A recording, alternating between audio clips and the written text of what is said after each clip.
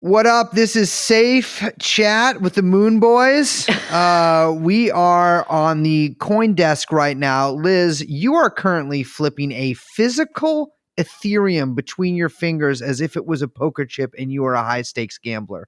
This is incredible. I am a high-stakes gambler. Crypto Liz. Uh-huh. That's my name.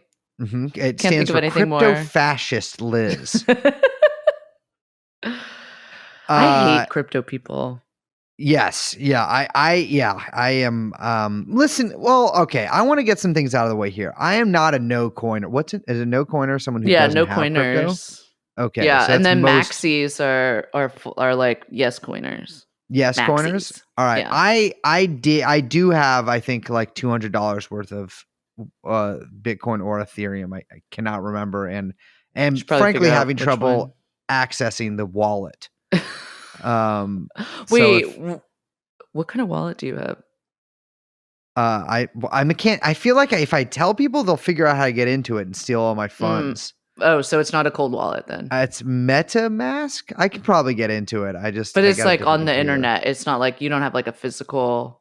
No, that's the crazy thing about Bitcoin or crypto in general. USB wallet or whatever. Well, I'm mostly used to wallets being something that you carry in your pocket and that you take out and mess with and sort of drop and then forget when you have to go out to dinner and stuff. If you're a gentleman, it weighs about 5 pounds and has every receipt that you've ever received in your entire life packed to the gills. I would like to give a little tip to our male type listeners out there. You are going on a date with a beautiful, buxom enchantress, and you're like, I got to pay, I got to pay for dinner. What you do is you take all your old debit and credit cards and put them in, like take your real one, or you can like keep your real one in like your pocket or something. And then when it comes time, the $900 bill at Nobu Sushi, you fucking take your goddamn card out and you're like, oh, it doesn't work. And then the next one's like, it doesn't work. And then she kind of is like, damn, is he like a high stakes, like money trader? Like all his accounts are being shut off by the government. What? I'll just pay. That's what she would think. I'll just pay and then continue the date as usual as if he had paid. I don't think that's what she would think at all. 100% what you would think. Jeffrey Epstein. Jeffrey Epstein. Jeffrey Epstein. Jeffrey Epstein. Jeffrey Epstein. I'm not lying. I hate crypto. Why? I legit hate it. It annoys me. Why do you make me read about it then? Because we have a job to do. I'm not like joking around being like a goof here or something. If you hate crypto so much, why do you bring it in my life? Well, I hate Jeffrey Epstein, and we have a podcast about Jeffrey Epstein. Yeah, because I'm related to Jeffrey Epstein. It's a different thing here. I'm not related to Satoshi. You could be. We don't know who he is. Well, Satoshi, Are do. You now, Satoshi? I am fully... all right, so if Satoshi was in front of me right now, I would make him hard, and then I would karate chop him so fucking hard that his blood would like have like a chemical reaction to like the kinetic force of my chopped hand, and his body would explode. I don't want to think about Bitcoin anymore, yet we have a whole episode. Hello, everyone. Hi. I'm Liz. My name is... Do you hear that? That's silence. Bertoshi. Yeah.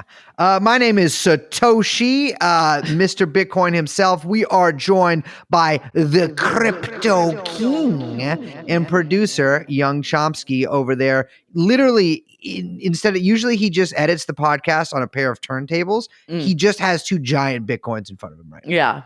Yeah. Podcast is called Moon True... what are the other words that they use? Give me some lingo. Coin.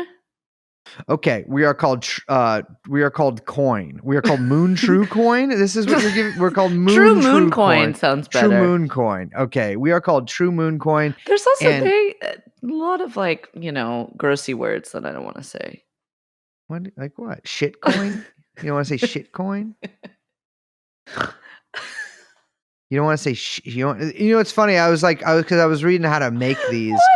Don't worry, Liz is going to talk the entire rest of the episode, so don't worry that I'm talking too much. Oh my God. I've had a day. I was trying to make a shitcoin the other day. Turns out you actually didn't go well at all. Turns out you need to actually spend money to do that, and the only reason to do that is to pump and dump. Yeah.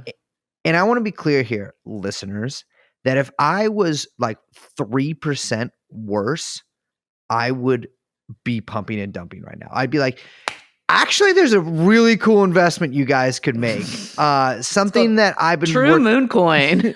Yes, something I've been working on with Liz and Young Chomsky for a long time.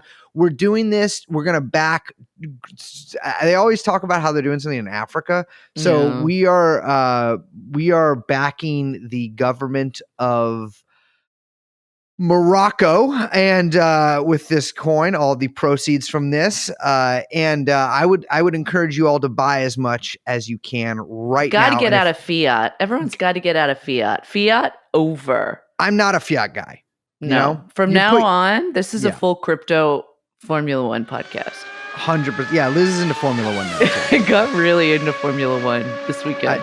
Is it who's your favorite The car? race they canceled the race today. I was very sad. Oh, so now you think I'm doing a character? I got really into it. Yeah, you were into it for one day, and now you're like, fuck, they're canceling these races all over the place. Well, it was because of rain. They got rained out. It was too dangerous. I could too drive dangerous in the rain to drive. easily. You know what's funny? They're drivers, but you call them pilots. They call them pilots? I like that. Yeah. That's the speed. Well, like a boat over a certain length is a ship. If you go over a certain speed driving, you're technically a pilot. I feel like the cryptoverse and the Formula One verse kiss way too many times for my liking. Yeah. Well, a lot of involvement in really small countries. Yeah, really small countries that are basically just shadow banking entities, but somehow recognized by the United Nations. What a fantastic segue, sweet stuff. What are we talking about today? We're talking about crypto. You're talking about crypto, but be more specific. We're talking about Tether. And Bitfinex. You know what's funny is I actually was going back through some internet stuff, and people have been asking for this episode, and I didn't realize. But they were like, I can't believe TrueAnon hasn't done a Tether episode. And it's like, well, here you go, dumbos. Here's your Tether episode. Here's the deal, listeners. I've been investing pretty heavily, based solely on astrological charts, birth things. What you do is you just go up to anybody who looks a little witchy, and without even saying hello, give them the exact date and time of your birth, and then ask what biodynamic investing. Mm-hmm. Is that real? I was making a joke about biodynamic wines. Oh, well, I've been biodynamically going up to people and asking for financial advice. And let me tell you what, I could at this point probably purchase Monaco. That's I'm doing the goal. really well in the crypto market. So that we can take over the F1 100%. Corporation? Yeah, a racing league. I don't know what you call it. I don't know what it is. It's very weird to call it a sport. I just think it's weird. Baby, hurling is a sport. You're throwing something. Anything can be a sport. You're always talking about hurling. That's not a sport. Well, that's what I do when I see your freaking face. Hey. All right, so let's talk about Tether. And no, we're not talking about the ties that bind two human beings together in eternal love. We are talking about something that I barely understand, despite Liz making me read about it for days and days. And even though this episode recording got delayed, and so it was like, oh, cool, you have 2 more days to read about this. We're talking about Tether. What's Tether? First of all, I don't think you used those 2 days to read more about this. You're being really cruel to me right now. And second of all, I think you're selling yourself short because I do think you understand it. It's so mind-numbingly, obviously a Ponzi scheme that it feels like you're getting something wrong in your brain. And that's what trips me up about the whole crypto universe, which, believe me, we will get to. But so Tether is not like Bitcoin, which is, if you've heard about cryptocurrency, you probably understand. You probably heard about Bitcoin, right? Because that's the biggest one. We did an episode where Brace tried to mint an NFT and did successfully. Yes. So then you also probably know what Ethereum is, but Tether is something a little different. It's what's called a stable coin, which is kind of like a type of token. And the idea of a stable coin is that it actually acts as kind of a bridge between fiat, meaning like dollars or euros, like real currency, like real money, and like the crypto universe, the crypto markets. I want to jump in here real quick and say something that I've noticed about the coin market is that whenever anyone starts calling something like stable or safe or like moon, implying that it's going to go up a lot, I have a feeling that they're lying to me. Yeah. If you see that, just be like, oh, it's crypto. The crypto world operates like Bizarro world, where everything is like backwards, upside down. So when people say it's safe, what they mean is this is extremely volatile and not safe, and you will lose all your money if you invest in this. Yes. Yeah. So what's weird is that, stable coins are stable. I'm using air quotes here in the sense that their value doesn't change. So like, how like not just Bitcoin like goes up and down like crazy, but like literally all other coins go up and down like crazy, and that's how people make money. Like it's like a damn trampoline guy jumping. Yeah, totally. So crypto is like that. They're stable coins because they're supposedly backed by the dollar. The idea is that the price is pegged to fiat, like in an attempt to, one, provide liquidity into the crypto world, but also stability. So the name stable means stable, coin means coin, right? So in the case of Tether and other ones of their types, these guys are pegged 1-to-1 to dollars, allegedly. These guys are pegged. Yeah, count me out of this one, sweetheart. Yeah, so it's like, so if I have one USDT, I was talking too loud, so I couldn't hear what you just said right there, so I'm going to keep talking. If I have one USDT in my little freaking MetaMask wallet, that is the equivalent to $1 of real money. Kind of. So it is an equivalent to $1 or the idea of $1. So it could be like a tranche. Oh, come on. An idea of $1? Yeah, we're going to say a tranche or a bag of like assets, precious metals. It's supposed to give confidence to the user, being like, okay, this is 1-to-1. The value of this will never change. It will always be worth $1. So, it's a little bit different than other coins where the value changes a lot. Stable coins, they're not decentralized like Bitcoin or other cryptocurrencies. There is one company that mints or prints is what we should say, prints Tether, which is only one of the many stable coins. But that also means that it's not transparent, right? The idea with Bitcoin is it's decentralized, it's transparent. You can see the mining process. There's a finite number of them. Yes, exactly. And so technically, Tether can print as many tethers as it wants. Jacob Silverman at the New Republic wrote a piece earlier this year on Tether, and he said Tether can use its own currency and its relationship to Bitfinex, which we'll talk about in a second, which is a cryptocurrency exchange also managed by Tether Limited executives, to buy other cryptocurrencies, conduct unregulated trading, and even potentially launder money. And that's because it's not decentralized. It's not transparent, right? They can do anything they want with it. So the point of buying, because this is what I was having trouble understanding at first, is the point of buying stable coins whatsoever. Yeah. And from what I understand is obviously there's the volatility of the crypto market. Things are going up and down and all around, et cetera. And so one of the 3 explainer videos I watched on this, all of which were unbearable and made me want to commit suicide. Yeah, awful. Graphically in front of my friends and you guys think that YouTube face is a problem, check out Crypto YouTube Face. Real It's problem. difficult. Yeah. Really hard to jack off to those videos. Anyway, so I watched this and they were saying like, well, if you like want to stay in the crypto market, but like want to put your money somewhere safe that's outside of Bitcoin, if it's like going down, you would put it in USDT or like, et cetera, like a stable coin. And a lot of them are called like, there's like USDC too. I think US dollar coin. Yeah. They all are basically like, Binance they're trying to has give one. Yeah, they're trying to give you the impression that they are like connected to the dollar or something, or they explain it with the name. What I don't understand is that like, why wouldn't you just put it in regular dollars? So it's like it's hard to actually like kind of cash out of Bitcoin sometimes, right? Yeah. It can be difficult because a lot of these exchanges are, which we're going to get to, not banked. So getting your money in is real easy. Very easy. I did it myself and I'm so stupid. What's really difficult, and by the way, this is the sign of a really well-regulated, well-maintained, totally transparent, and on the up and up market.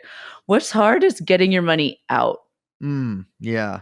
But so what they want is, and the idea is that because it's kind of difficult to, the whole thing with crypto is that you're doing a lot of speculation, you're doing a lot of trading constantly because where you make money is on the volatility, right? It's like day trading on fucking, I don't know, speed or something. And so what you want is to be able to make moves quickly. And the easiest way to do that when you can't constantly, buy and sell stuff back into dollars is to have this other thing that you can, these stable coins, which in your head are representative of a dollar. And so it's like 1-to-1, it's equal. It's kind of like, imagine if the entire crypto world, of which you're the king. Yeah. A lot of child porn here. Can we finish this imagination soon? Imagine that it's like a casino, okay? And you go to the casino, at which you were just at the casino, right? You were in Las Vegas? I think this is actually a really fucked up thing for you to bring up, considering the PTSD from that event, but keep going.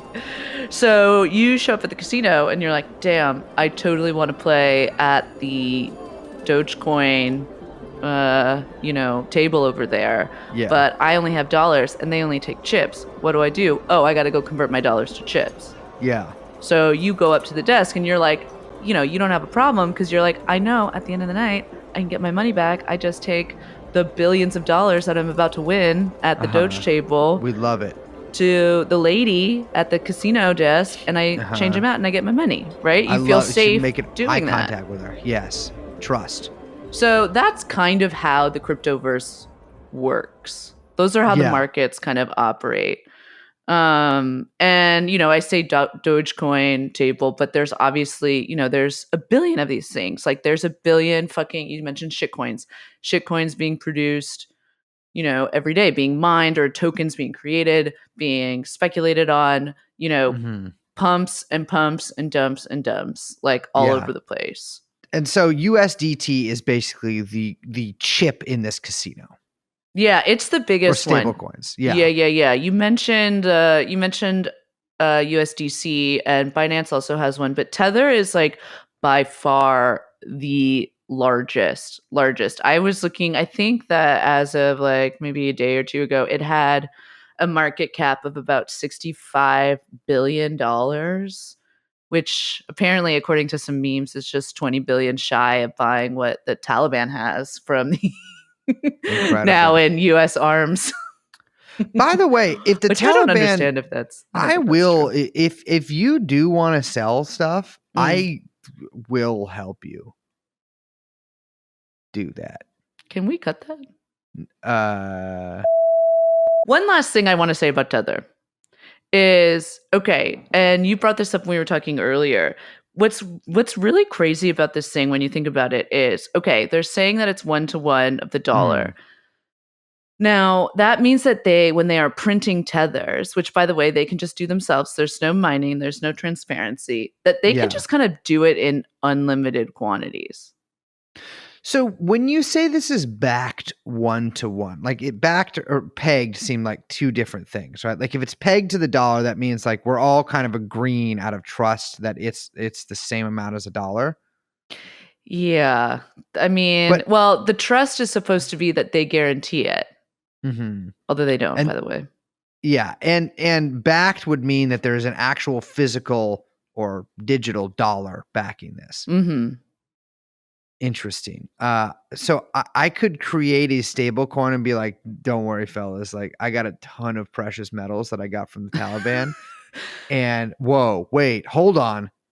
The Taliban should make a stable coin and back it with the there's 80 already billion. crypto Yeah, people already all over this trying I to know, like get in I there. know. It was incredibly annoying. But yeah, so okay, I'm understanding it more now. Well, so okay, but you say that they could just do this and lie about it, and guess what? That's what they did. That's the whole thing. Like Tether, and this isn't like, we're not breaking any news. Literally, there was a huge suit. The New York New York State Attorney General Letitia James, great name. She literally, they settled a huge suit with Tether because Tether is a fraud. It was fucking lying about having a dollar, like dollar backed 1-to-1. It didn't have it. So they were telling their customers that, like, don't worry, we're printing all these fucking USDTs. We got all these tethers out there because that's what they call the USDTs tethers. Yeah. So that's the confusing thing so there's Tether Limited, which is the company, and then Tethers, lowercase t, which is the stable coin. Unlimited, basically. Yeah, literally unlimited. So they were being like, guys, every USDT that we, crypt up in the crypto mines is backed by a real dollar in my bank account. And by I mean Tether Limited's bank account. And the Letitia James was like, that's not true. Yeah, this is what she says. Bitfinex, which, by the way, again, that is, and we'll get into this, Bitfinex, which is one of the largest cryptocurrency exchanges and affiliated with Tether's, like exchange that's kind of connected to Tether.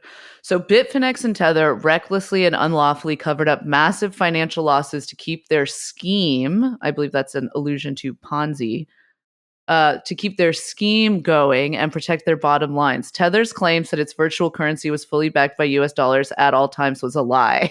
It was a lie. It was fake. It was like totally fake. And that's the thing, like Tether is a fucking fraud. Like it's a total fraud and everyone knows it's a total fraud, but it like is maybe the biggest fraud in American history.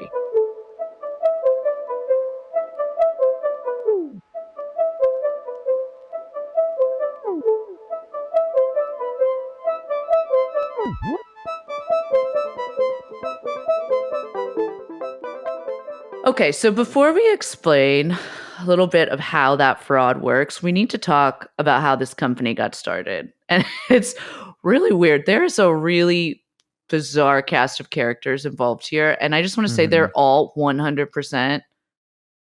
I'm not even throwing an alleged in here. I'm just going to say it. They are all 100% fucking criminals. All of them. 100%. Yeah. Yes. And some of them comically so. Yeah. What? Yeah, absolutely. In fact, many of them comically so. So this all goes back to like 2012. Something called Digfinex. Why did I say Digfinex? Well, it could be either. Actually, it could be Dig or Dig. I gotta say, I really am sick of these fake words that I have to read in the crypto community. Everything's called Binance. Sorry, I know, brother, I hate it so much. Binance? Are you freaking kidding me? Binance? That's awful. Yeah, it's like, I eat a little pussy, yeah, suck a little dick on the Binance exchange. Like, give me a fucking break, brother. That doesn't exist. It's like Digfinex. What is Finex? That doesn't mean anything. I know. Fintech. Okay. You tell me. FTX. Everything. Yeah. This really is Formula One world, and I hate it. Yeah. Yeah. Wait, you love Formula One? Well, no, I do love it, but I just, this whole like international consortium, like Euro rich guy capital scammer world. Yeah. There is like an aesthetic to all of it. And it's like Tom Brady laser eyes avatar waving the flag in Abu Dhabi to start the fucking Grand Prix or whatever. I hate it. If I was going to start a digital exchange of Bitcoin, I would just call it Rachel Jake's Nasty Business and make people say that full. But see, now if you remember the laws of the cryptoverse, it's bizarro world. So you say that And you know what? Nicest I'm place on in the the level. business. I'm on the level. You can trust me. If you deal with crypto No. out there, I'm talking directly No. into your ears. I hope you're at the gym right now. You can trust me. You can trust me. I'll hold your money for just a little bit. You can trust me. I love you. You can trust me. All right, Bitfinex. Bitfinex. So 2012. this company gets registered in the British Virgin Islands, which is another Banana sign of when you're on the up and up. That's where you Uh-huh. register your company. So they register in the British Virgin Islands, but it's actually based in Hong Kong. Based in Hong Kong. What are you, a freaking let me think of a guy. What are you, a guy that writes for The Guardian? What? What are you, a Guardian newspaper reporter? Oh my god! I can't believe you didn't do some funny, CIA counter protest. I couldn't think of a guy. What are you, Joshua Wong is the guy's name? Steve Bannon? I was going to try to make a joke about being based, which is, by the way, I was sick of hearing that from day one. Even a fatwa against that. Against all those silly little memes. It had its moment about 2 years ago. Its moment should be in the grave. Yeah. All right. So this was started by three guys. Yeah, Brace is making air quotes, by the way. Air quotes here. He doesn't believe one of them is real. Phil Potter. I can't believe I started saying this part so that I have to pronounce this guy's name for the first time. All right. Oh, that was a weird one. Sorry, I did a bunch of ketamine with all my podcasting friends last night. Oh my god. No, I just smoked some cigs. Jan Ludovicus van der Velde. Yeah. A Dutchman. Which, and you know how we feel about that. Oh, the perfidious To the Dutch listening, you know how we feel about you. Giancarlo Devasini is the third. Oh my god, Giancarlo. So let's start with Phil Potter, Harry Potter's pederast cousin. So I think the best way to sum this guy up is by a few choice quotes from a 1997 news article, or New York Times article rather, which by the way, having read it several times at this point, I'm struggling to understand why this was written and who the intended audience was for. The intended audience is just the New York Times social scene. It's just an ad for this guy. New York social scene. Yeah, it is just an ad for this guy. It's pretty funny. The faces of the New York economy: big earner, big spender, little burden. So there's some good quotes in here, including this is all about Phil Potter. Last year, he spent his bonus on a 50-inch TV and a $3,500 Rolex watch. He wears custom-made $800 suits and custom-made $80 shirts, always with white collars and white French cuffs, and $200 shoes. There's so many. It's so crazy because also imagine a custom suit just being $800 now. Well, exactly. I mean, think of talk about inflation. All of the 17-year-old TikTok guys that listen to the podcast are standing in line in front of Dolls Kill right now, or listening to this and be like, that's fucking nothing to pay for a pair of shoes. He is totally wired, as he puts it. His home phone forwards messages to his pager. He answers them over a teeny $800 cellular phone. Mr. Potter. Remember, that was the time of Tiny, as we've covered on this podcast. Yeah, and actually, everyone wanted Tiny. No one wanted big. And it's kind of crazy because, in even 2021, when we're running out of space in the world, when you have something that you actually can't even change about your body that's super tiny, people are like, "That's fucked up," and you're a mutant, and that looks weird, and it's you look like Gigi Allen or whatever. It's normal. So Mr. Potter graduated from Yale. You got to bring back Tiny. I really want to move on from that right now. I'm 5'4" with a penis the size of a thought. It's a metaphysical sort of measurement size that we'd have to use here. And I think I'd like to continue talking about Mr. Potter before I cry on the podcast. Mr. Potter graduated from Yale in 1994 with a degree in physics. Oh, we can measure my dick. With a degree in physics. And after a short stint at a hedge fund, joined Morgan Stanley that November. I guess he got married to a guy. He acknowledges that he had never been through a sustained market downturn, but he says he is confident he would survive any Wall Street bloodletting. Not the kind that I'm going to bring. Sorry, that was me doing an anonymous guy during Occupy Wall Street. This is a quote from him. And this is actually very telling to continue considering what he did. Yeah. I can continue to come up with new products to add value. He's not British. He said, I'm not responsible for getting money. Getting it's hard when the market goes down, but there will still be products to sell. It'll just force me to be a little more creative. This is in 1997, long before the crypto scam he got himself involved with. A week after the story print, Potter, quote unquote, resigns from Morgan Stanley, allegedly after a conversation with the CEO, I guess about bad press. They didn't like the article?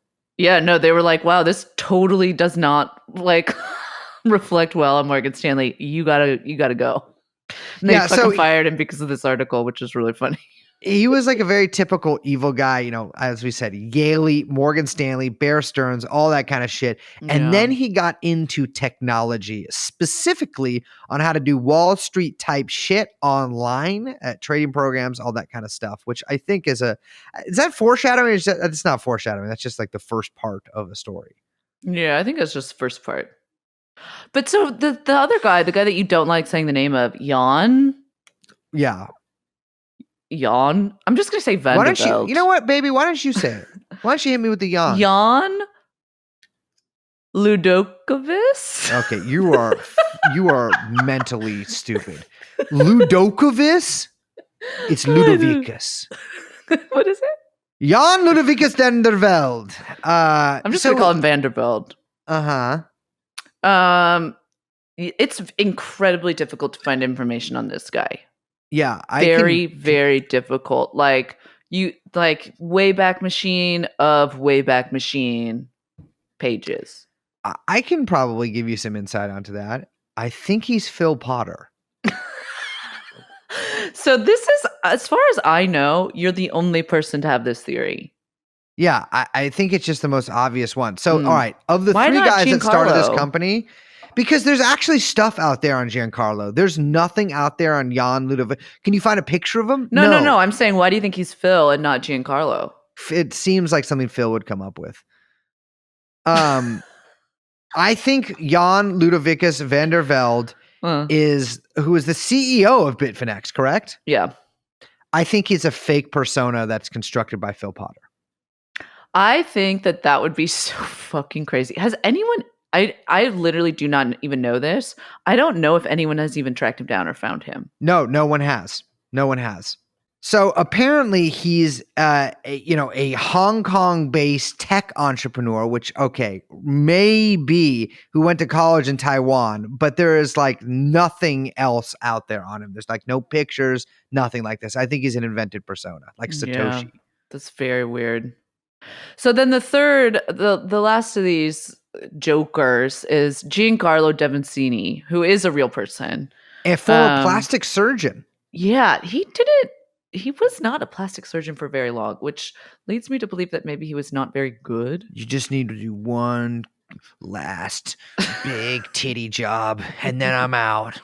One last tit job, and that's it for me. In 1996, he was convicted of software piracy, so he's literally a pirate.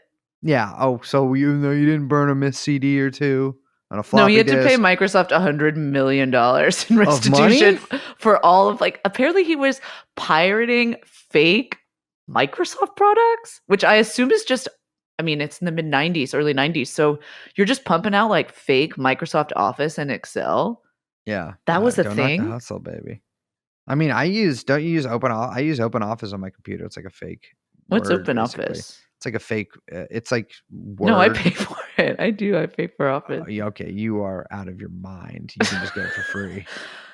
I know that. So Bitfinex is founded with these three guys. Bitfinex. Now, and again, that's Bitfinex is a major, crypto exchange that gets incorporated in Hong Kong, 1 year after Bitfinex gets founded by these guys.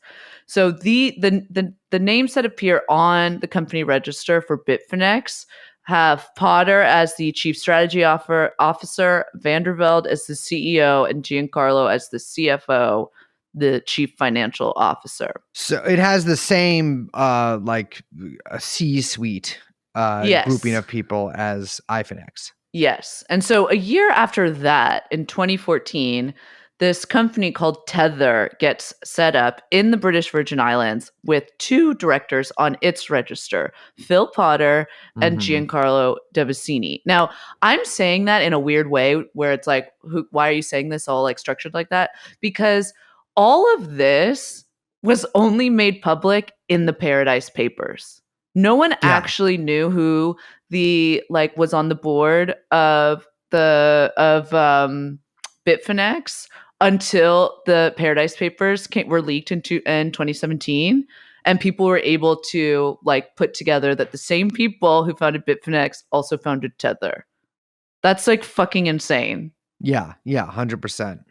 They went through that famous law firm, Appleby, the one that was setting up all the shadow companies.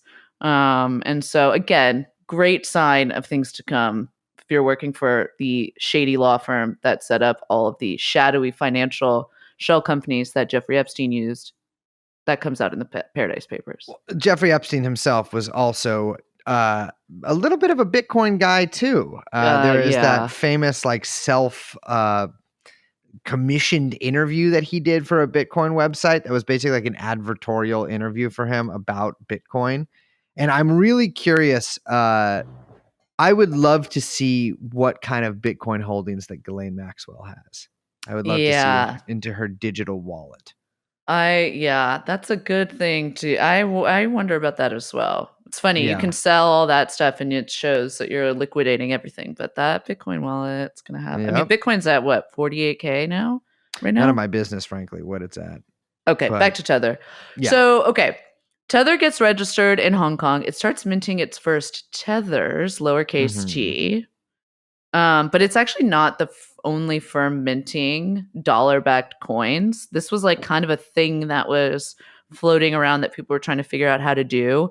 And there was another firm, which actually we've mentioned on the show. Yes, we have. Way back in the day, called Realcoin. Which I like that name better. Realcoin. One of our first episodes that we talked about this in. Realcoin was founded by one Brock Pierce. Now, I've been doing a lot of, I hesitate to say research because it's been almost entirely picture type based looking. Yeah. Brock Pierce is at most 5'2". He's very small. I think that's why he wears so many hats. He's a goblin. And I mean that like literally, not like, oh, he's a jack of all trades. I mean, like, he wears hats constantly. He's always like festooned and he's peacocking. That's what he's doing. He's peacocking. Ladies, let me hit you with a little piece of advice here. If there is a guy who is in your life in some way, whether it be as a friend or a potential romantic partner or a coworker, he's always showing up in some new lid. That's what they call hats at the store, lids. There's something going on with him. He's got something to hide. A hat hides something from you. It hides, first of all, your top chakra, which is one of the most important ones. Well, it's the top one. Yes, exactly. And it also hides what's going on with that hair up there. Yeah, absolutely. Can hide the hairline and distract from the height, deficit. Yeah. Oh, absolutely. And that's why I wear a giant 50-gallon cowboy hat. Yeah. I don't want to make jokes about me being short anymore. I'm not short, just to be clear. Well, you got that hat on, so 6'4" right now with the hat, with my foot tall hat on right now. I am 6'4". I want to be clear about that. The hat makes the man, and the man is 6'4" with the foot long. Let's keep going. So the Realcoin was basically, I mean, that was that. So from what my limited understanding of this is that obviously when Bitcoin, especially in this earlier era of it, in 2012, 2013, 2014, people were still talking about it maybe being a currency at some point. Realcoin was one of those actual attempts to be like, maybe we could do something actually more currency, less speculative with this. Am I misunderstanding it here? Yeah. So they were kind of had the same idea as Tether. Like, so what's funny is that, and this is all very weird because Brock Pierce is going to come up again in this story. Oh, yes. Yeah. Spoiler alert. 5 months later, right? 5 months and just 2 months after Tether gets registered in Hong Kong, Realcoin, Brock Pierce's startup, it rebrands itself as Tether. So it sort of merges with Tether? So this is the thing. Okay, so this is the thing. There's this now. There's the kind of like people kind of gloss over it and say, "Oh, that's what happened. There was some kind of merger, or they got bought out, and there were not a lot of details." But no, like if you go back into the reporting at the time, like Realcoin literally just rebrands itself as Tether. So there was no official anything. I don't know. It's very confusing.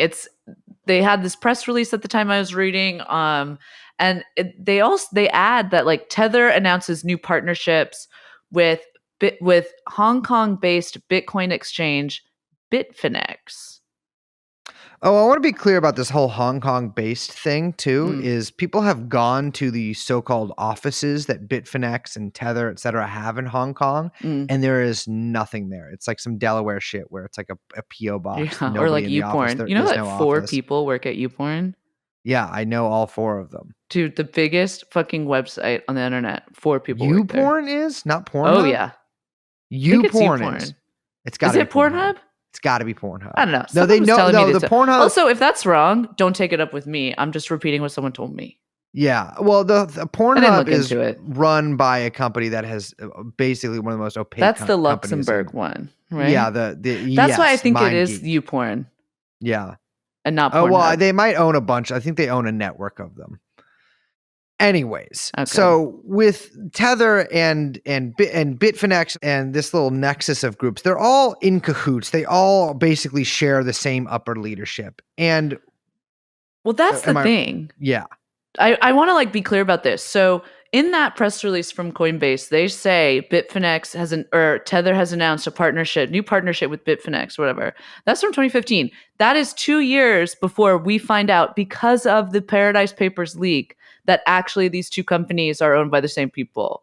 Yes. Okay. So at this time, there was no insight. It was like, oh, these 2 different companies are partnering, not knowing it's the basic. Yes. It's the same company. And that's the thing. Like the crypto world is literally, it's the Wild West. There's no regulation. There's no one looking into it. It's literally, you can just send press release after press release to like these fucking blogs and get a bunch of like shillers on YouTube, pumping and dumping. And everyone thinks that, oh, you say it's Hong Kong based. Oh, you say there's no relation. It's a partnership. Oh, we're merging. And people just take your fucking word for it. It's literally all fake. It's all fake. Well, it's funny because it's built so much around privacy too. And so like, that's like, it adds this sort of extra layer of excuses. Not saying that like the regular financial world, which this, by the way, is quickly merging with, is like some, open thing or whatever. But usually you at least know the names of the people who own a lot of the companies.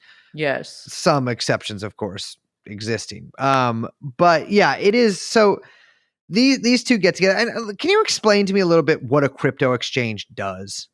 Yeah. So, imagine an exchange is basically like these like private markets, right? Mm-hmm. And so some are maybe a little bit more legit than others. Maybe you've heard of the one like Coinbase. Yes. Or Robinhood allows you to trade some cryptocurrency on its exchange, on its like, platform rather. But they're all different kinds of exchanges. And there are some that are like, seemingly more legit than others. There's like, I know people who are into crypto who have to use a VPN in order to access markets that are not legal in America because they offer 10 to 100 times leverage, for example. Yes. So you can trade different crypto or, whatever on insanely high leverage, which is I have to use it. Yeah. Fucking crazy. I have to use a VPN for like the powdered rhino horn stuff I get. So I get that. So yeah, but there's like all these different, there's like so many crypto exchanges, so many. And usually they all require you to play in Tether.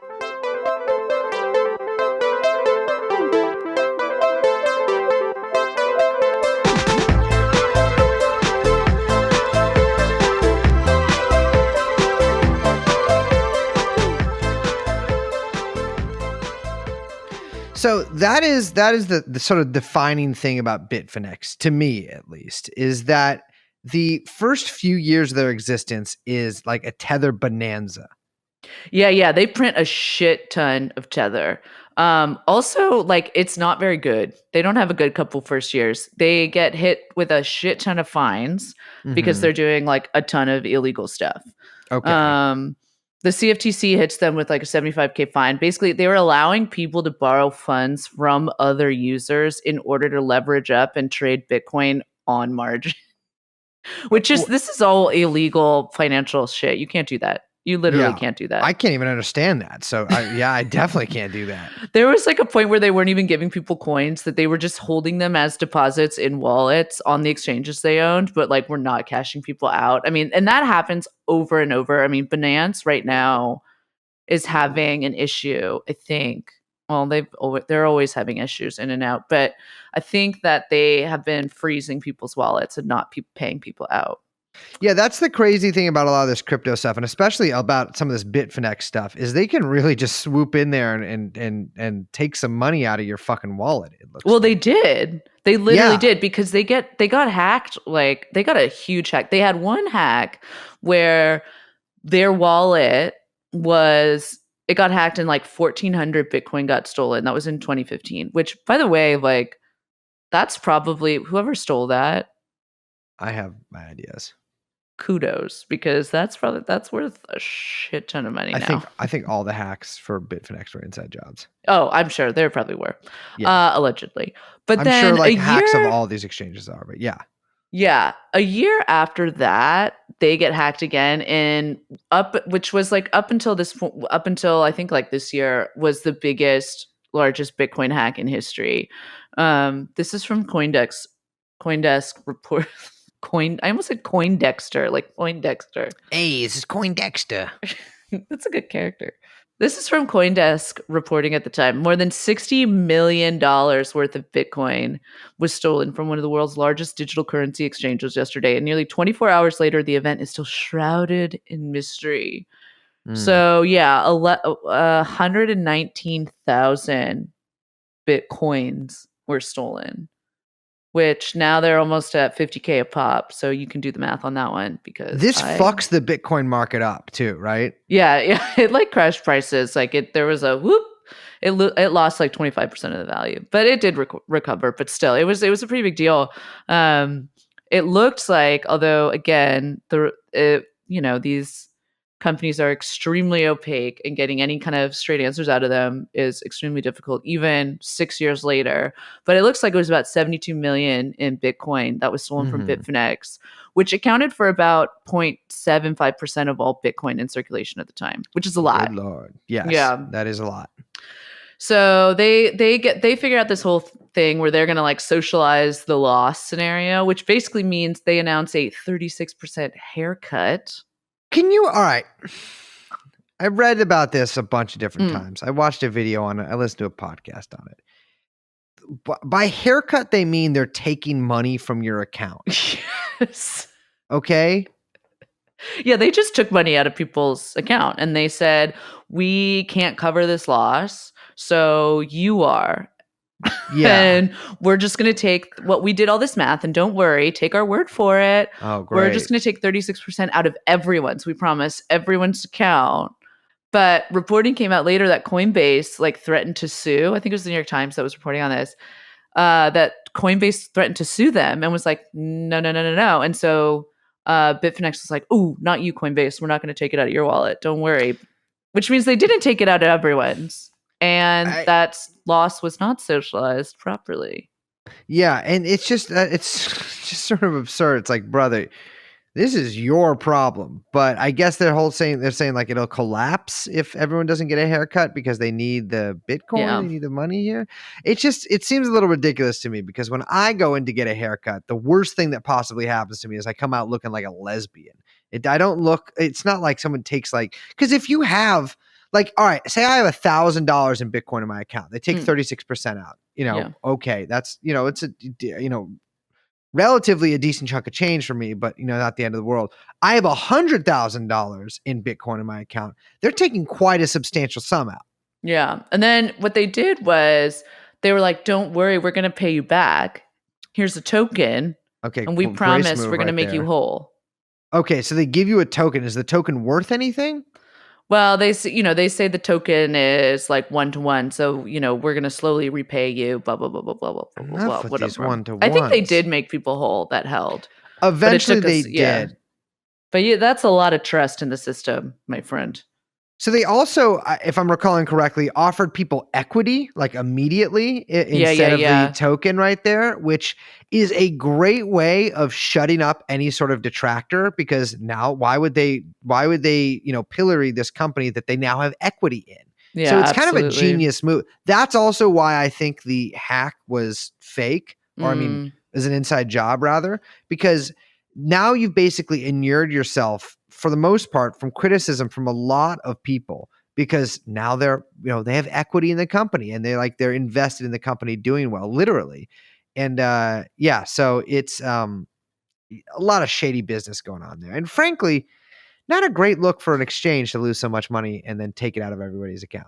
No, and it's true. Like people were like, okay, we don't have confidence in this, in their wallet, in their exchange. Like the big thing about crypto that everyone is always worried about is someone stealing, is, security, right? Is getting your wallet stolen, holding Bitcoin and it not being secure. It's all fucking digital. And it could just all go poof. And so they say they have this blog post and they're addressing all this stuff in the public, and they say, okay, we're going to hire this firm. They're a blockchain forensic firm, and they're going to do a bunch of audits. So don't worry, you can, have full confidence that we have all the money and everything's backed and blah, blah, blah, blah, blah. And then it comes out later that the firm that they hire, it isn't even capable of doing the audit that they needed them to do. Yes. The whole thing is a joke. And to be honest, at this point, the last known audit of Tether, meaning do they have money? Are they legit? Is this thing for real? Was at that point in September 2017, this company, Friedman LLP, which is actually a legit company, they came out and they said that there was that they had $400 million on deposit.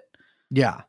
Now, this is not an audit. They don't do an audit, and they're very upfront about that. Yeah. They say we're not doing an audit. We're doing an attestation, which is basically we're going to write a memo that says we took a snapshot of your checking account.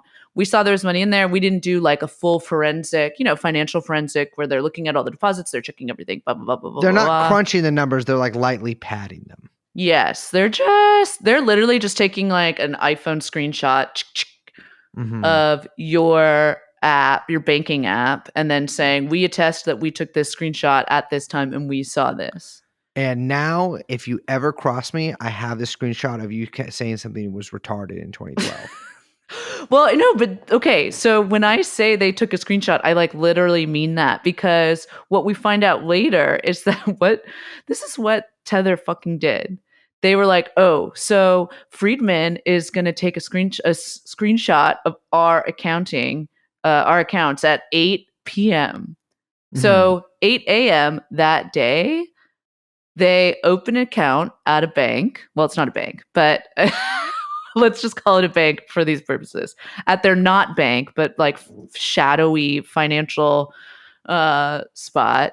They open an account. They transfer money in at 8 a.m. Friedman LLP comes along and says, oh, look, there's a bunch of money in the account. We attest that it's there. Thank you, snapshot. It's all back, baby. It's all back. 400 million right there. Okay. And then Tether says, great, donezo, and transfers the money out of the account. That is such a fucking baller move that how can you hate on that? It's literally what happened. Yeah. Yeah. It is actually what happened. Same day kind of shit. It's incredible. Yeah, this is the New York Attorney General. No one reviewing Tether's representations would have reasonably understood that the 382 million listed as cash reserves for Tethers had only been placed in Tether's account as of the very morning that Friedman LLC verified the bank balance. I mean, this is I as somebody who has played around much to his, what's the opposite of benefit? Loss? Sure. sorrow, pain, trouble. Mm. Much to his trouble. Chagrin. Chagrin of myself and others affected. Playing around with bank stuff is very tricky and kind of hard to get right. And they got it right in this one instance. I mean, didn't get it right, but it worked out in this one instance, but not for very long. They ran into some pretty difficult banking troubles around this time. Yeah, they basically could not get a bank. Yeah. Wells Fargo, and this is a huge problem with crypto. Wells Fargo dropped them, and Bitfinex couldn't find any like traditional TradFi banking institution. Do they really fucking call it TradFi, Liz? Dude, it's called TradFi, yeah. They fucking call it TradFi? TradFi and DeFi.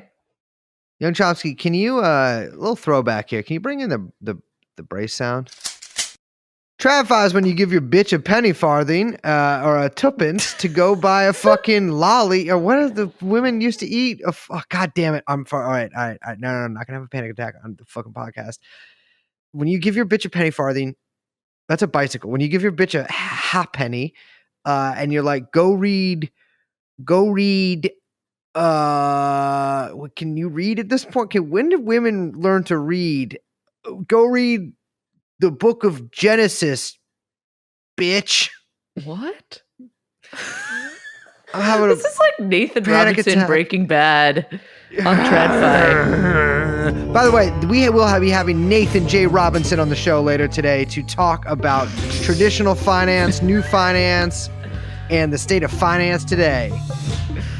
Okay, so so back to the show. This is actually a really big problem with crypto. They get cut out of a lot of traditional banking. And you might be like, well, wait, why does crypto need a bank? Isn't the whole thing that like they're not like your old bank, they're like a cool bank. Yeah. Here's the thing, they have to process customer withdrawals. And so you actually do need a bank for that, because it's very difficult to handle that kind of it is actually difficult to process dollars to crypto exchanges, and making all of those happen seamlessly is very difficult. So yeah, banks can help. The problem is banks don't like crypto because mad illegal shit happens in the crypto markets, and they don't want to be associated with that because they actually are governed by a shit ton of regulations, particularly like know your customer ones as well. And they already know how to get away with a TradFi illegal shit. They don't want to have to get into like they don't want to have to learn a bunch of new illegal shit. They don't got time for that. Everyone's tired. Yeah. As Liz always says, ain't nobody got time for that. So they get cut out. Bitfinex and Tether get cut out of TradFi, of banking. At some point, they they're trying to move to a couple different banks. There's like rumors that they're on HSBC. That turns out to not be true. They're, letting customers know that, incoming wires are going to get blocked because the Taiwanese banks are blocking their accounts. So they got to find somewhere to fucking bank. What happens now? Brace, imagine that you are DaCryptoSnake, please. All right. No, I'm CoinDexter. All right, CoinDexter. So you are a straight up money laundering crypto company that is. Yes. You're trying to keep it all going. Yes. Must keep the ball rolling. And every single bank in the world has completely shut you out. Those fucking Jews. It's all right for CoinDexter to say this. I'm married to a Jewish woman. Or two. Okay, where do you turn? You turn to shadow banking. Shadow banking. Can we do a funny voice there? Shadow banking. Okay. You've heard that term, right? Yes. No, can you just be braced? Okay, yeah. No, of course. Yeah. Yeah, shadow banking. So it's like basically a shadowy group of kind of like intermediaries who facilitate a bunch of credit creation. It's sort of outside TradFi, meaning it's outside of the traditional bank. So there's not a lot of regulatory oversight. A lot of times when people talk about shadow banking, what they mean are like hedge funds.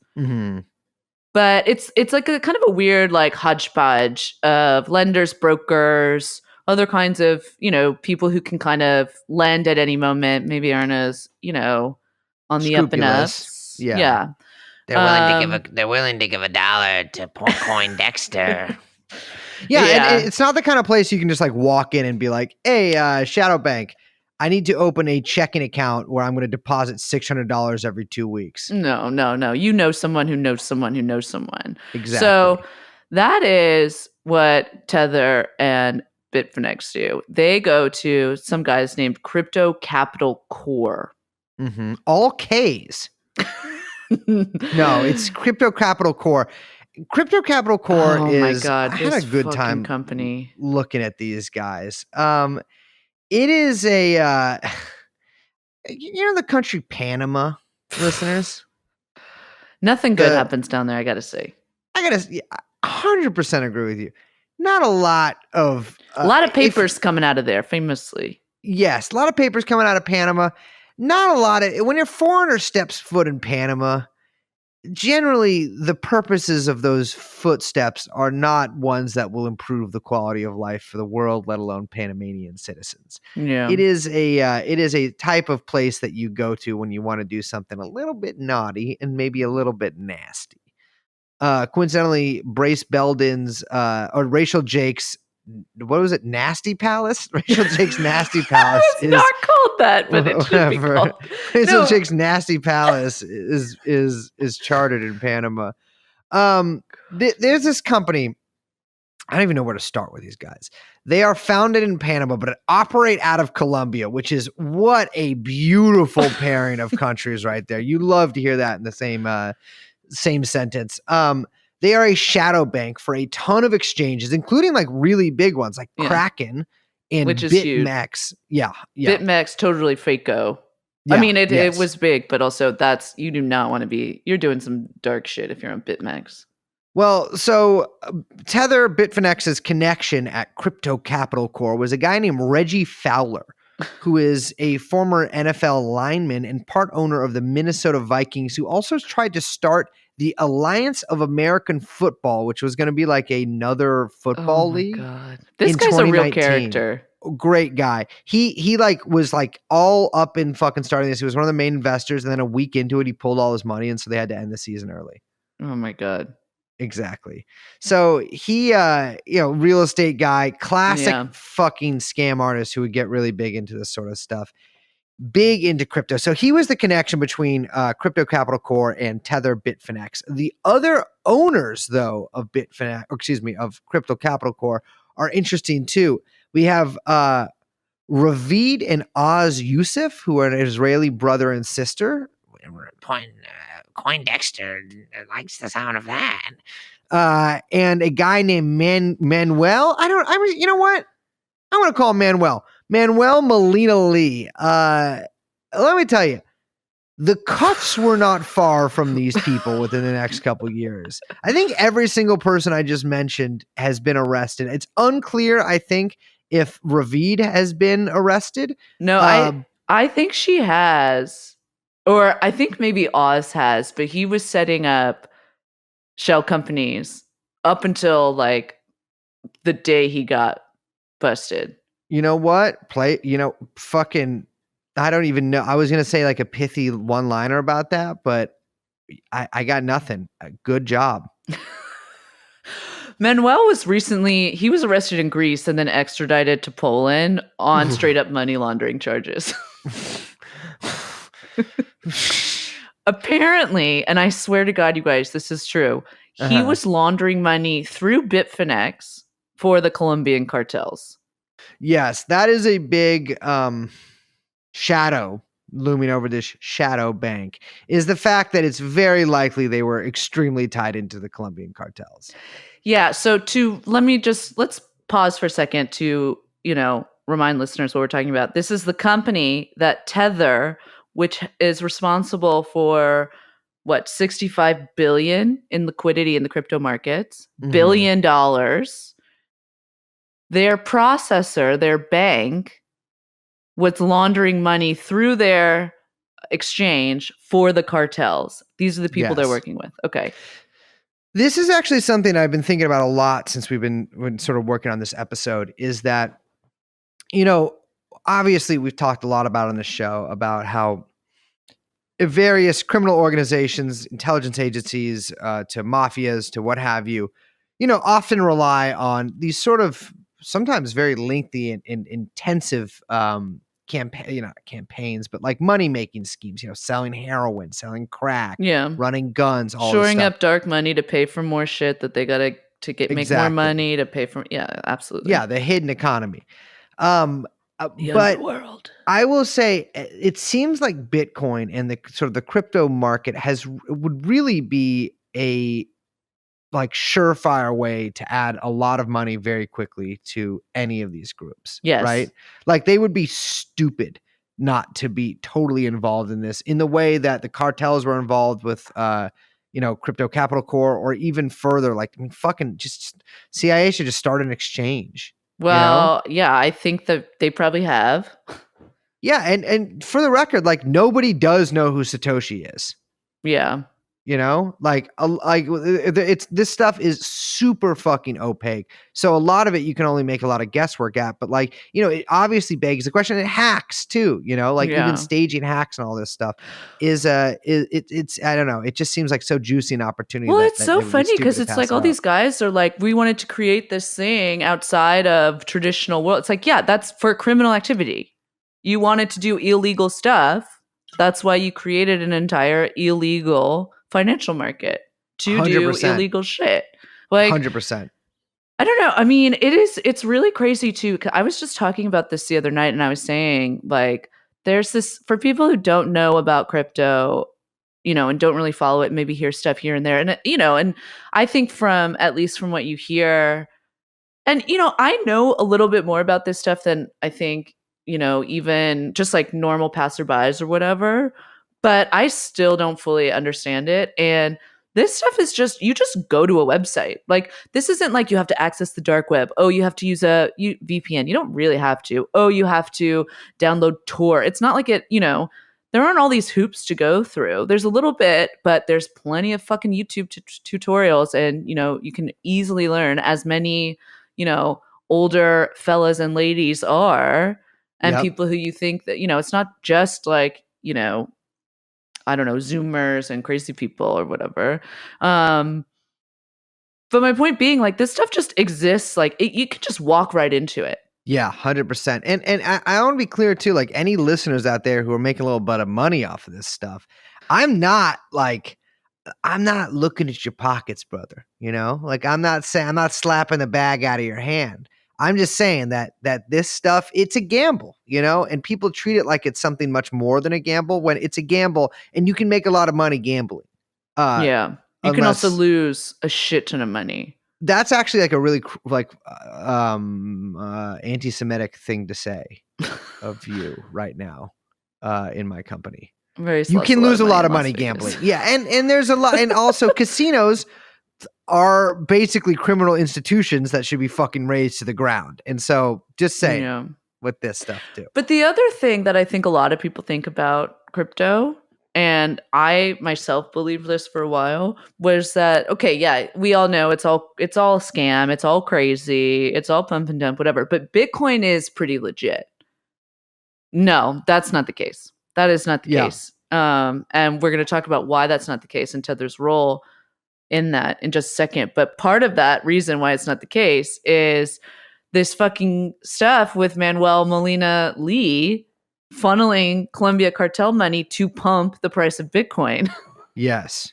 That's the thing, is that like Tether and Bitfinex had a huge hand in like manipulating essentially the prices of Bitcoin here. Yes, absolutely. Because Tether provides, and again, we'll lay this out, but Tether provides almost nearly all of the liquidity for Bitcoin and for the Bitcoin market. And that means that for a good chunk of time, the cartels were providing nearly all the liquidity for the Bitcoin market, which is fucking nuts. That's what's so wild about this to me, is that like, it's funny because I always think of myself as like the really dim-witted on a lot of like finance stuff, a lot of Bitcoin stuff.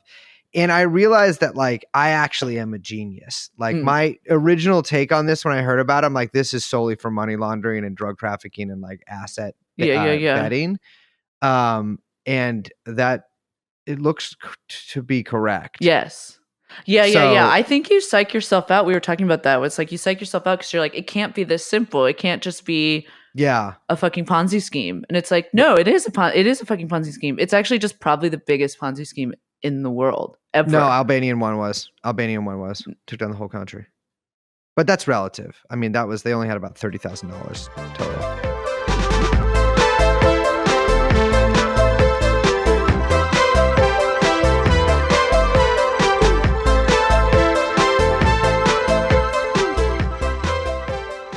Okay, back to our friend Reggie. So April 2019, the feds bust Reggie. No! Reggie, I think, actually had literal counterfeit money plates, to make counterfeit money. He had actual fake money and then tools for making fake money. That's so fucking on cool. him. I love a ton Reggie. of fake bond certificates. Yeah, I do kind of feel for Reggie.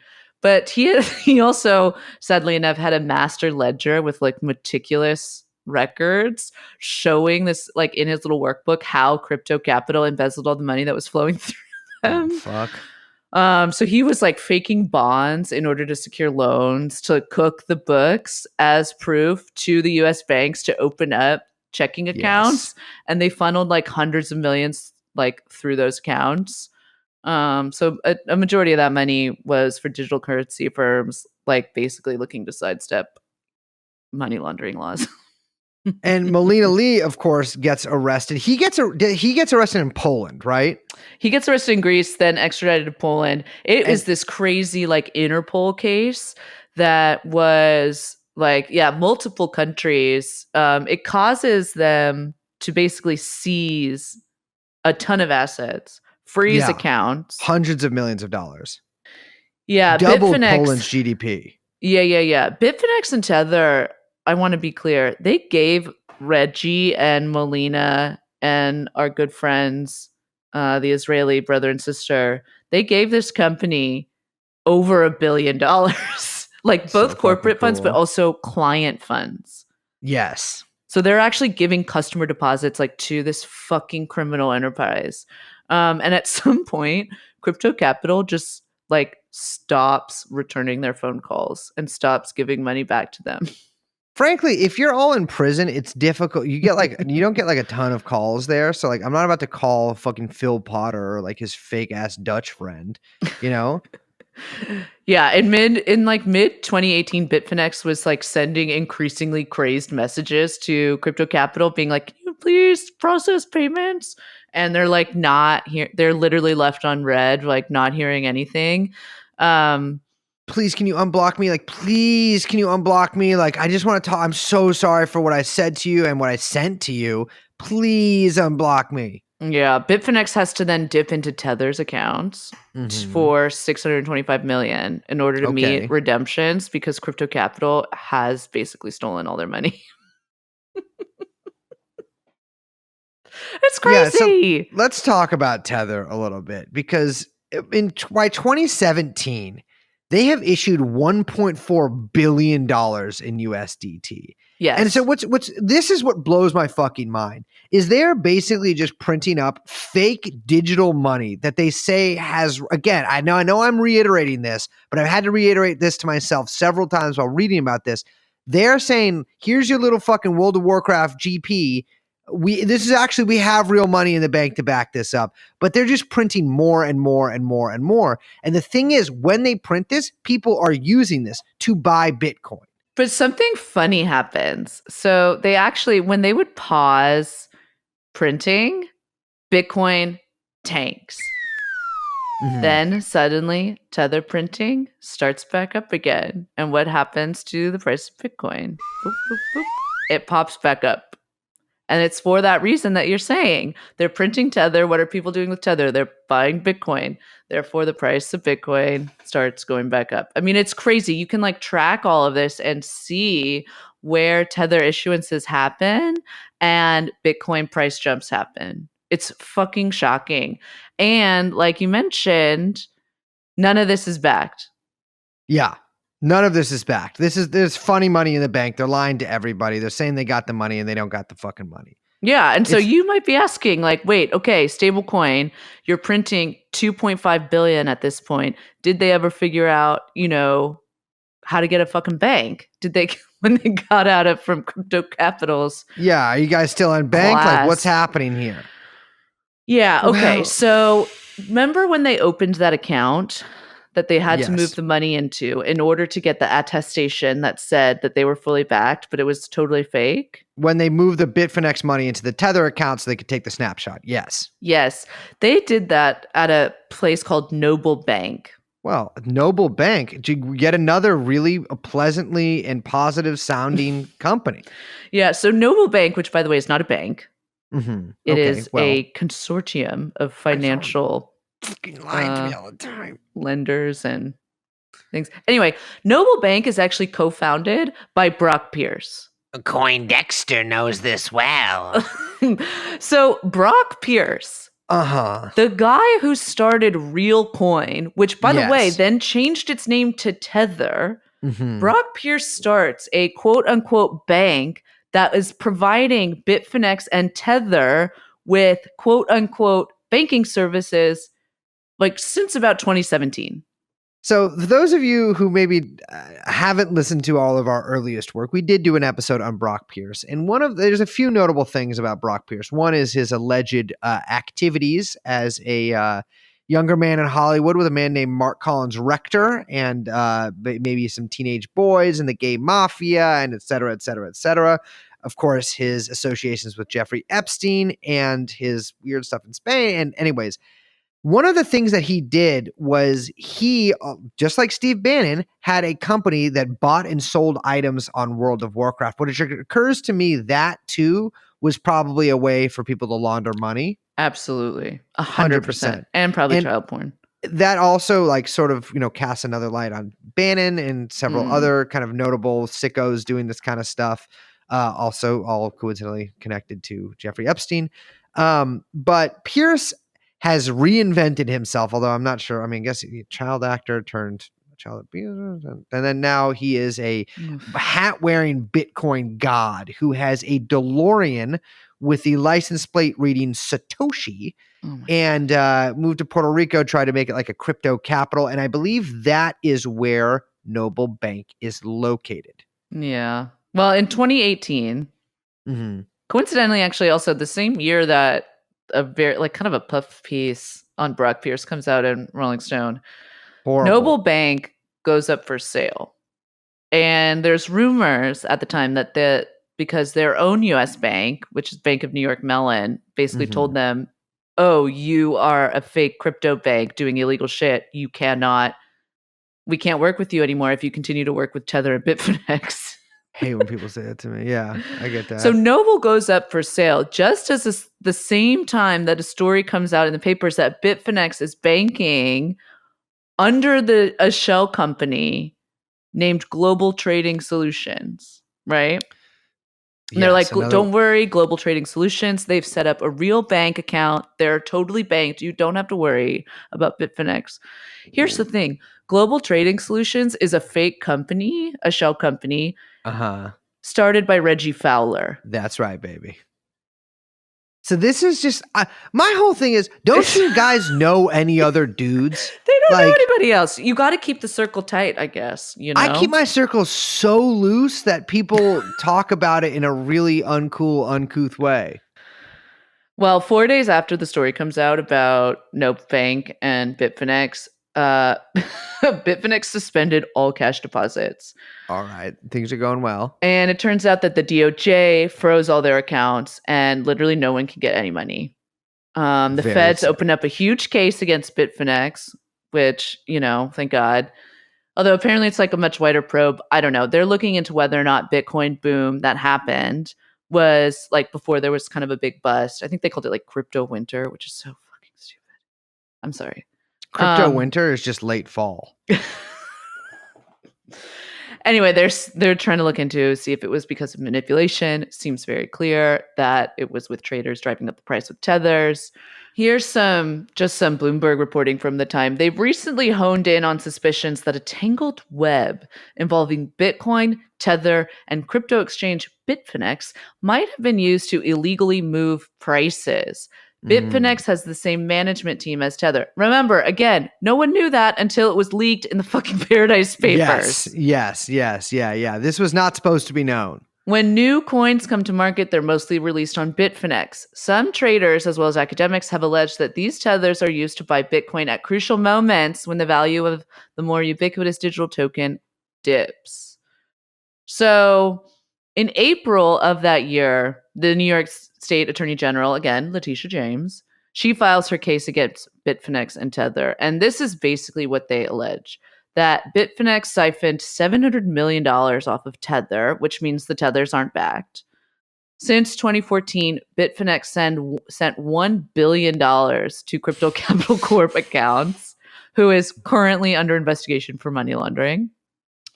Bitfinex set up a shit ton of shell companies, both companies owned by Bitfinex Tether executives, as well as what they call Friends of Bitfinex, which I assume is Reggie Fowler and Manuel Molina Lee.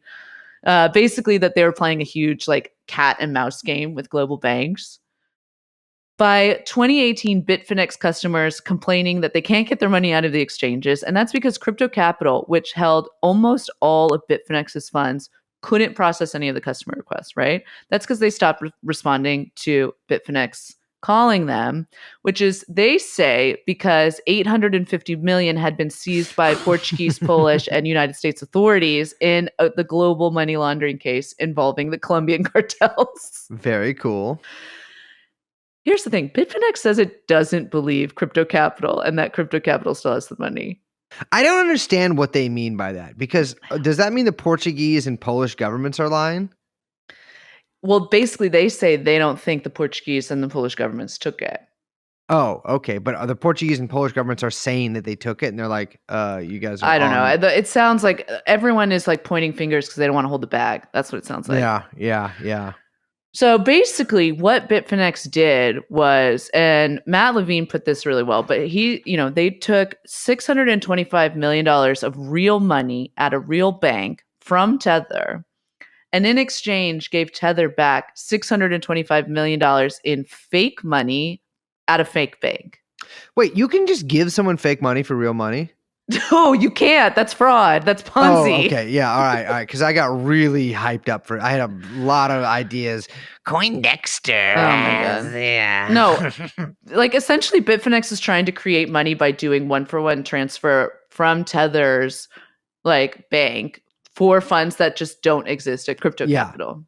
Yeah. And like this, you can't do that. You know what I mean? Like you can't do that at all. And so what Bitfinex do and Tether does is they like cooked the books and changed the ledger and say, oh no, it was a loan. We were giving them a loan and we're also owned by the same people. And this is the only time they've acknowledged it. But here's what they do. They have the same executives. Their loan agreement is signed by the two same people. They're just signing both sides of the agreement. You can do this? No, this is all not okay. You can't do this. Sorry, you keep getting me really excited and then you bring it down. I really don't like when you do that. It makes me really, really crazy, Liz. So cool it.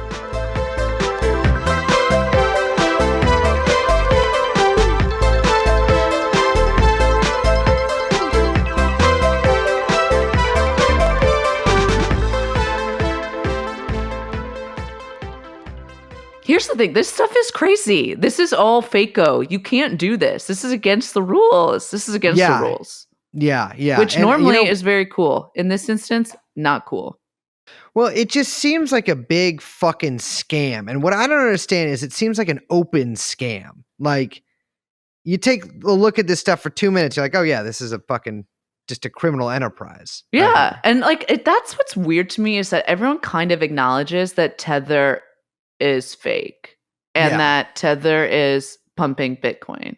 Because you would think that after you make it, you have a case with the AG, you've, been in the news saying that you can't, cover all of this stuff, that you would like quiet down and maybe like go out of business and maybe be a little embarrassed. No, No, they just keep going. Like Tether just keeps fucking printing from January 1st, 2020 to January 1st, 2021. The value of tethers in circulation went from 4 billion to 21 billion. Now, remember I said at the beginning of this, tethers are now 65 billion market cap. Yes. That's how much it's increased in the last year. And Bitcoin, at the same time, what do you think it's doing as tethers are printing? Going up. Of course, it's going up. And so there's a real question of whether or not Bitcoin could have even reached 35K in 2020 without Tether pumping it. Because 80% of Bitcoin inflows got purchased from Tether. I mean, that's a huge amount. Like, yeah, it's fucking crazy. Almost all of... There's this guy who was really looking into it and taking snapshots of where all this stuff was coming from. Because again, this stuff isn't regulated. And a lot of the journalists covering it aren't doing this kind of work. They're covering the press releases. They're covering, maybe some of the market movement, but not like looking at fucking inflows and seeing where it's going. And it's almost all being pumped by Tether. Well, I mean, to me, as your average bro coiner, I would say that this is a good thing, right? I want Bitcoin to go up forever. This is never going to stop. But that's not how things work. What goes up must come down. It will not go up forever. They can't. Want to be clear about something. We're going to the moon, and the moon has been up basically since the start of the Earth. Well, so they have to make a big settlement with the AG of New York. Mm-hmm. And some of that is like a fine. They also have to promise to never do business in New York, whatever that means. I mean, the whole thing, it really seemed like a slap on the wrist. It reminded me a lot of, when we covered Elon getting hit by the SEC for fraud. Absolutely. Like these fines are totally within the realm of like acceptable losses, like very acceptable loss. I don't think any of them were over $20 million. Yeah, it's like whatever. One of the things that they do have to do, however, as part of the settlement is they have to publish quarterly reports on all the assets that they hold that are backing the tethers. And so you can look at some of these, and a lot of people have, and they're pretty interesting. So in March 2021, there's about 40.7 billion of USDT, again, that's Tether, in circulation. They say 76% of that is backed by cash or cash equivalents. So they're not even now claiming to back all of it, which is very funny. Yeah, they're just saying most of it's backed. Yeah, but what's weird is that only 3% of that cash that they call cash is actually cash. So it's mostly equivalents. What is a cash equivalent? So like a cash equivalent, again, remember my tranche, my bag of rare gems and other cash equivalents? Yeah. Yes. So it's like a mix of treasury bills, fiduciary deposits, a little bit of reverse repo.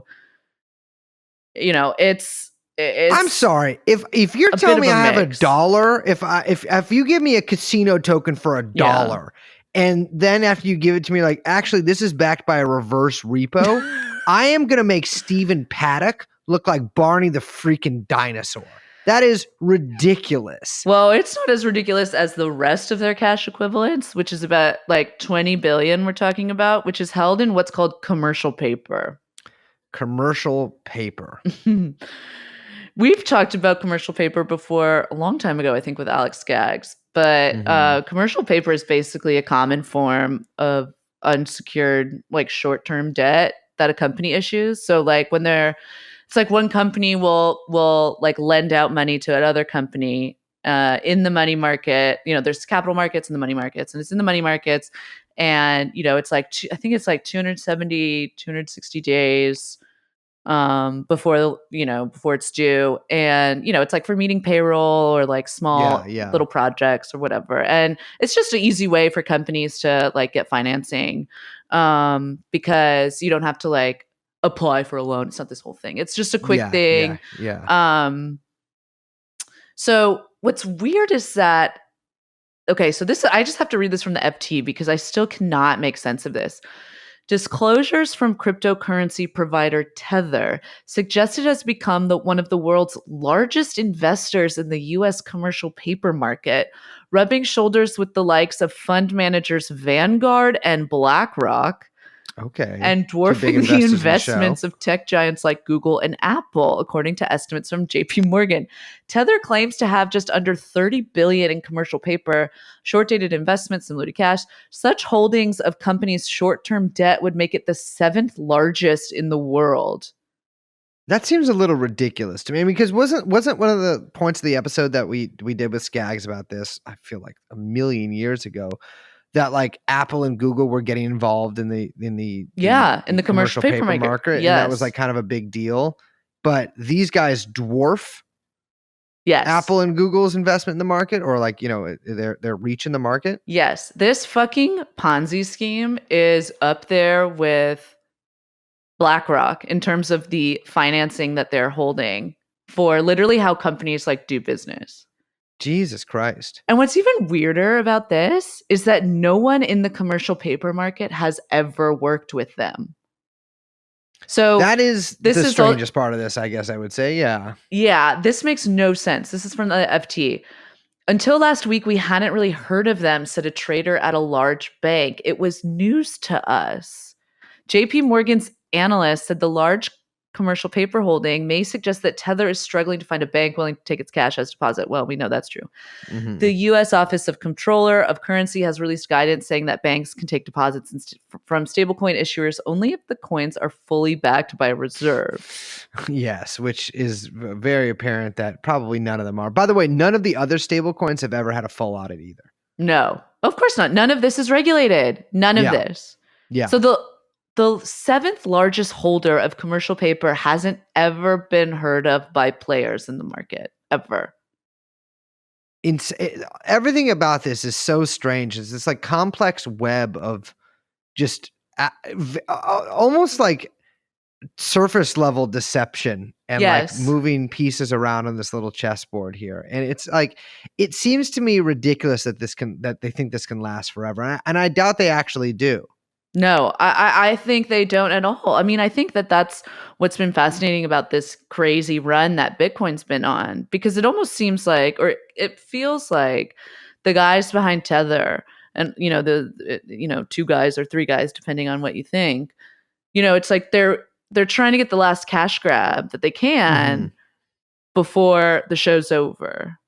That's what it feels like, at least. So it itself is basically like a massive scale pump and dump. Yeah, it's a fucking. I mean, what's the debt? Well, how does a Ponzi scheme work? Right?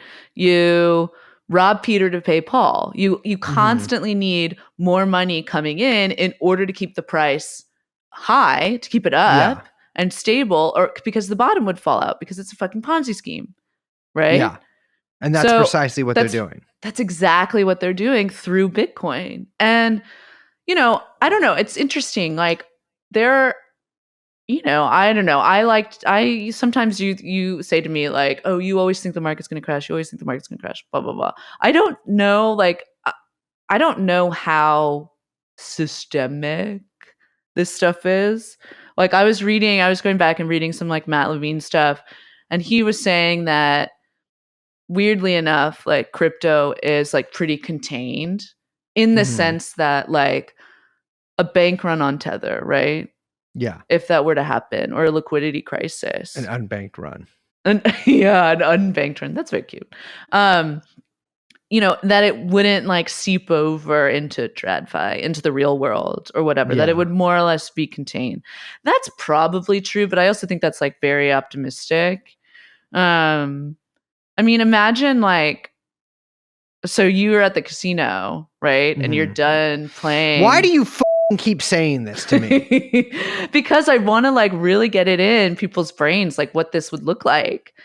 Because I don't know if we know what like a bank run on Tether, unbanked run on Tether would even feel like, or what that mass kind of cash out. Yeah. Well, yeah, I don't know if it could even be done. That's the thing. Imagine if at every moment, like, every person is running to cash in their chips and the casino says, sorry, we don't have anything. Yeah. Yes. What Yeah. happens? I mean, honestly, I think in the short term they would probably. I don't know what could happen in the long term. I mean, probably legally speaking, but I think in the short term they probably just wouldn't do it. I think they just wouldn't cash people out.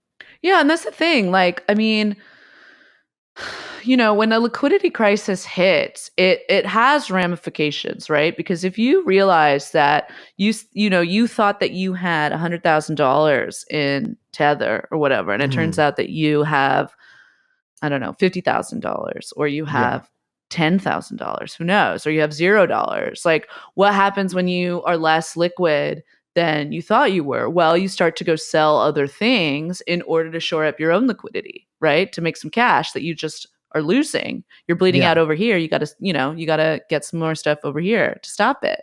So you do start to then see drops in other aspects. And you can see how something, and that's how a liquidity crisis spreads. You can start seeing it snowball, and it can start feeling a little overwhelming. I mean, we've talked about that kind of what that looks like, or what that could potentially look like when we talked about ARK, right? When we talked about GameStop, when we talked about what a reverse gamma squeeze could look like with those kind of ETFs, inflows and outflows when they start facing redemptions. Or we talked about that with Tesla, with Elon. If that bottom were to fall out, how you would feel that and see that in the S&P, and how people's retirement would see that. I mean, the idea that the bottoming out of Bitcoin, which, to be clear, like, if Tether were to fall, like, Bitcoin would fucking tank.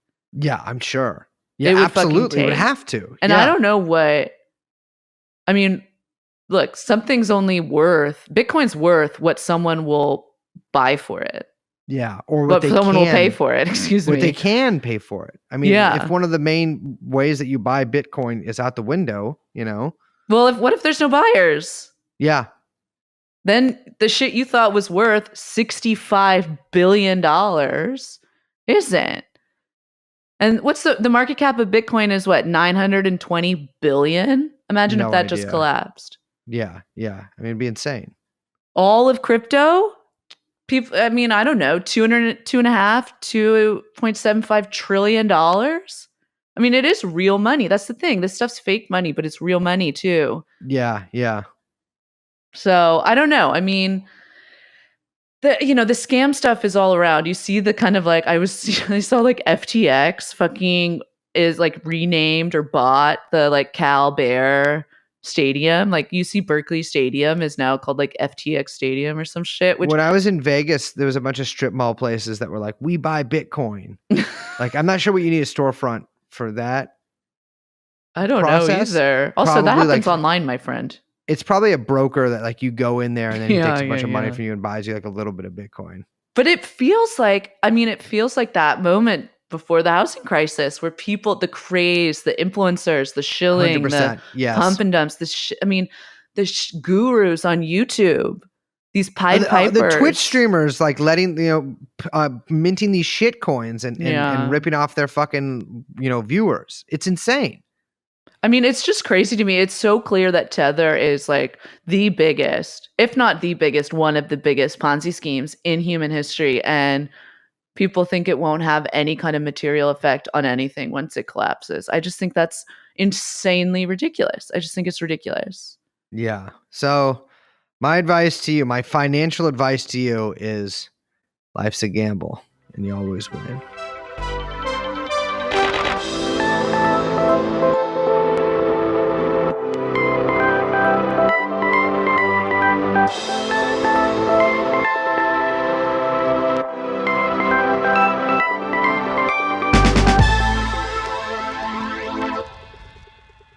Well, let's shut this bitch down. Wait, one thing I will say, even though we don't give financial advice, and I literally just did. Please don't like do anything in the market because I say something or whatever. Like, that's bad.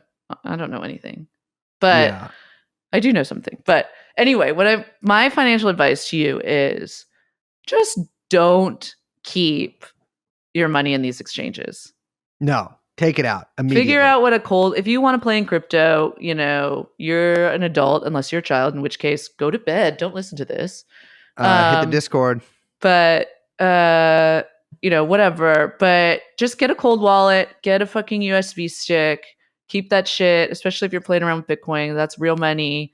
Keep that on your person and don't fucking store shit in these exchanges. Get out of this crap. This shit's all fake. My advice to you is that there's one commodity that for centuries, actually, nay, millennia, has been the most important asset for any human being to own. That's gold. The price of gold will be going up eventually as things become, when we bring gilding back, which we might, the price of gold will go up astronomically. So I want you to go out there and buy as much gold as you can from www.beldengold.com/store/product #4375. It is a solid gold bar or solid-ish gold bar that I am selling on my website, my gold website. This is an affiliate link, and so I actually get more money than you would usually give me by spending on the store. Anyways, my name. No. I've been doing I hate this voice so much. This is my least favorite one. I've been doing a little trawling around in these crypto exchanges. And I don't understand, by the way, also, you were DaCryptoSnake. The crypto snake is dead. His horned head, his large nose, and his circumcised member have all been shorn from him and put on little toothpicks around the rat man Coindexter's hole. Wait, Coindexter's the rat man? Coindexter is a rat man. Also really Wait, what is a rat man? You know what a rat man? I'm a rat man. Is it half man, half rat? No, dude. It's just a guy who's rat. Like a rat. Like rat-like? I don't think you're rat-like. But you don't know. You never see me slither, baby doll. Rats don't slither. You never seen one wriggle and glide across the ground? Sure, like a wriggle, fucking glide, not slither. You don't know what we do in our holes in the wall. All right, I'm going to call you Ratty Rat. Okay, well, I'm going to look and peep out at you from the cupboard. And then when you see me, you'll scream and run. And I'll chase you. And I'll never stop chasing you. And I'll get you. And I'll bite you. And I'll give you a disease. My name is Coindexter. I'm Liz. We are, of course, as always, joined by our lovely producer, Young Chomsky. I'm getting an email from the real Noam Chomsky right now. He is saying, disregard Liz's financial advice. Put all your money in Bitfinex exchanges right now. No need to take it out. It is solid forever. Signed Noam Chomsky, MIT. The podcast is called True, Safe, Noble, Fine, Good, True, Friendly, Not Ripping You Off, Safe to Be Around, Sweet, Smexy, Little Booby, Kisses, I love you so much, Anon.